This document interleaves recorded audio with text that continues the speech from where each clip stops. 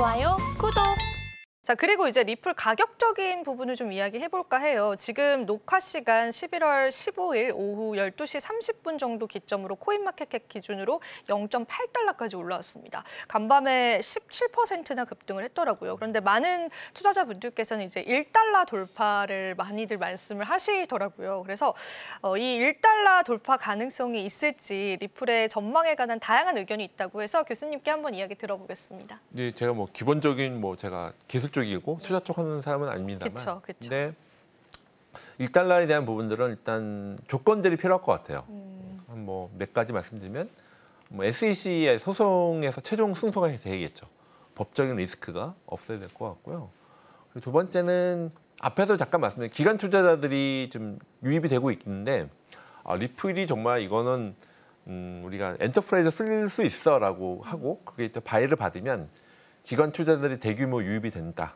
두 번째가 될 것 같고 조건으로. 세 번째는 아까 말씀드렸지만 이제 리플의 송금 기술들이 파이낸스, 금융권에서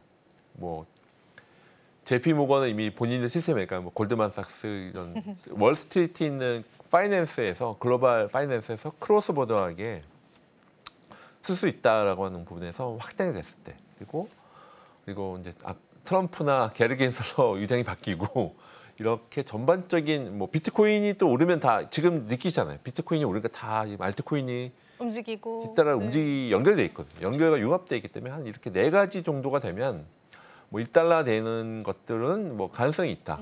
그런데 시점이나 그런 거는 좀 유의하게 보실 필요가 있는데 아까 말씀드린 한 네 가지 정도 요 조건들이 되면 가능성이 있을 것 같습니다. 그러니까 1달러의 가능성이 이제 있기는 한데 그만큼 조건들이 조금 필요하시다라는 말씀이잖아요.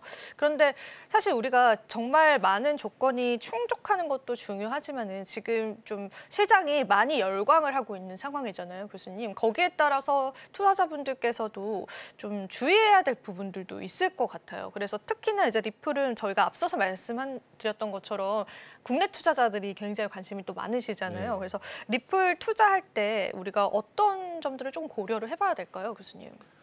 지금은 이제 기존의 투자액 또 신중하게 말씀을 하긴 하는데 그러니까 보통은 이거는 우리나라 말씀하신 워낙 투자자들이 많아서 되게 관심 있는 사항이실 텐데 변동성이 높죠. 워낙 높기 때문에 그런 것들은 투자자 개인의 판단을 이제 공부도 열심히 하시고 아까 조건들 잘 보셔야 될 것 같아서.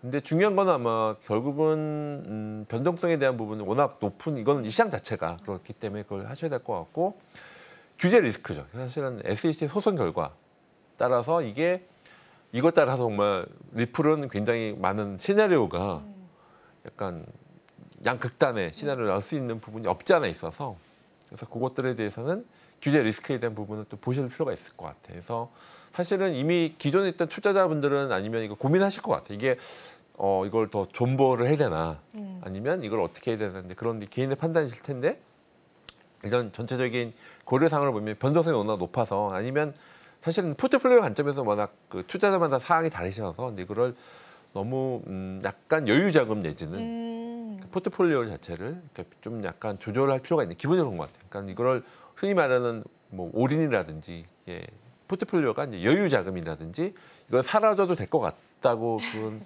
감당할 수 있는 비율만큼 하는 게 중요한 것 같아요. 제가 봤을 때 주위에서 보면 그래서 그런 높은 변동성, 규제 리스크 그리고 기본적인 거는 사실은 아까도 다른 쪽에서 얘기하고 왔는데 이게 사실은 기본적으로 여유가 있는 분들은 버틸 수 있잖아요. 그렇죠, 버틸 수가 있죠. 버틸 수 있으면 그거를 여러 가지 업앤다운이 있을 때 이제 사실은 저가 매수를 해서 고점에서 팔면 되는데 사실은 일반 분들은 저도 그렇고 그 중간 기간을 그걸 버틸 수 있는 데 없는 차이점이거든요. 그러니까 자기가 버틸 수 있을 만큼 약간 밸런스 있게 하시는 게 중요하다라고 말씀드리고 싶습니다. 그래서 그리고 기본적인 투자가 저 투자 전문 아니면 분산 투자잖아요. 그러니까 기본적으로 리플레이만 하는 게 아니라 다른 여러 가지 비트코인, 이더리움 약간 좀 포트폴리오라고 할까요? 그런 것들을 잘 밸런스 있게 좀 하셔야 좋을 것 같습니다. 그래서 이런 리플에 대한 것들은 독특한 기술 그리고 금융권 연계로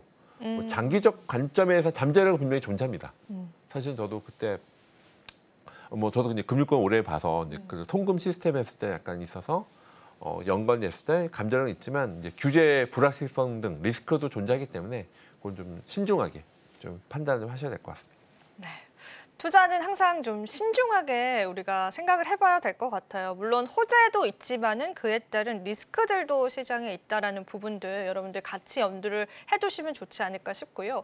그리고 제가 마지막으로 좀 여쭤보고 싶은 게 리플에 관한 ETF 이야기들도 솔솔 나오고 있습니다. 그래서 리플에 대한 뭐 현물 ETF 뭐 아직은 멀어 보이기는 합니다. 사실 이더리움까지 ETF가 나오고 나서 솔라나 ETF도 이제 거론이 되고 있는데 그 다음이 만약에 리플이다라고 한다면 리플 ETF가 출시되기까지는 아직까지 좀 많이 기다려야 될까요, 교수님? 네, 아마 그거는 좀 더 아마 넘어야 될 산이 많을 것 같아요. 아, 그래요? 왜냐면 뭐 비트코인, 이더리움까지는 원투펀치까지는 원투펀치, 네. 다 그냥 뭐 시장도 그렇고 네. 뭐 기존 금융권에서도 이제 뭐 가버넌트에서도 인정할 것 같은데 그다음에 알트코인 굉장히 많잖아요. 맞아요, 많죠. 솔라나 이제 그래서 리플은 성격으로 봤을 때는 ETF에 대한 부분들이 이제 제가 봤을 때는 현재는 비트코인 ETF가 전체 트럼프도 그렇고 전체 전략 자산도 고려도 될 수 있고 그런데 이게 나중에 그럴 수 있을 것 같아요. 나중에 이 금융권에서